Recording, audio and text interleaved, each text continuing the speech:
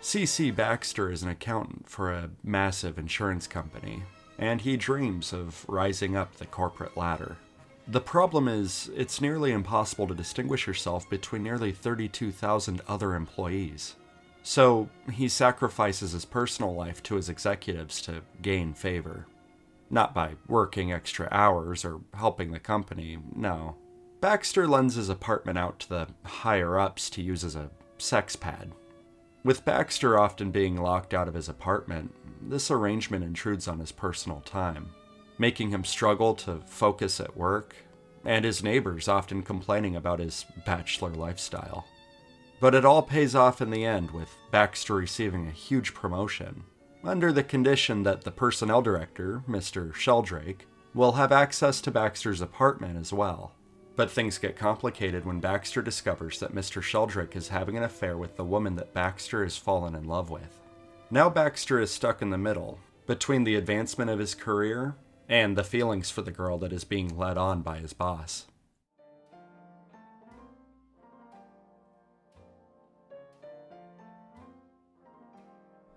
The Apartment is a romantic comedy by Billy Wilder, the critically acclaimed director of Sunset Boulevard, Ace in the Hole, Some Like It Hot. There's too many. He's made a lot of great films.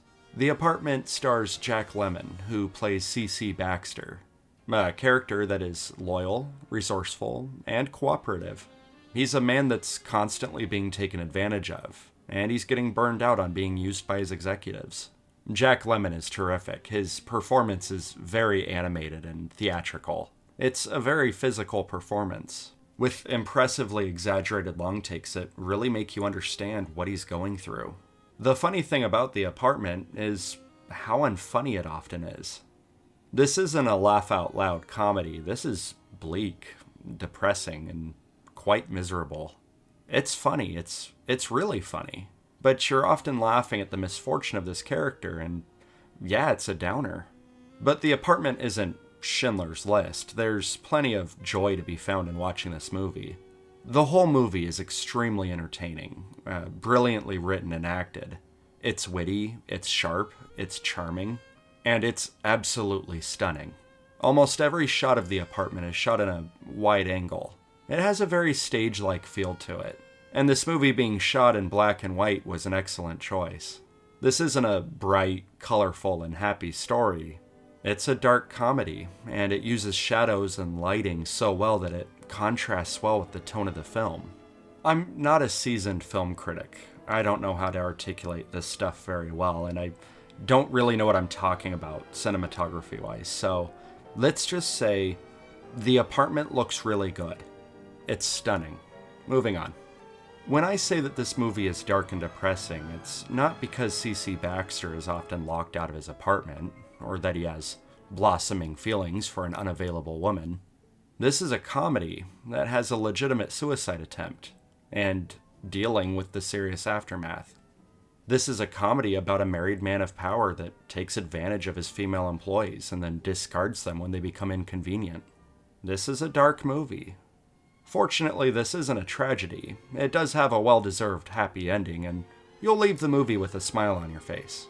This movie has a great combination of morbid, unfunny moments, and sincerely hilarious ones. It works surprisingly well. Half of that is due to the performances of everyone involved.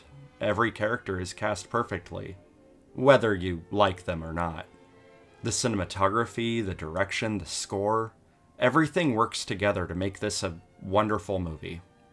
But the main thing you might have reservations about is the screenplay, and the tone of the movie itself might be upsetting for some. Despite being upsetting, the screenplay is genius. Every plot device is effectively used at the perfect time. Everything in this movie just clicks. You might find yourself frustrated with Baxter. Despite being a nice guy, he's sometimes in the wrong, and sometimes he's a bit much. But there really isn't much I can say that's negative about The Apartment, apart from it being a tad negative on its own, and that could rub some people the wrong way. As far as my feelings go, I think this movie's a must-watch, even if you don't wind up loving everything about it. It's masterful filmmaking in every aspect.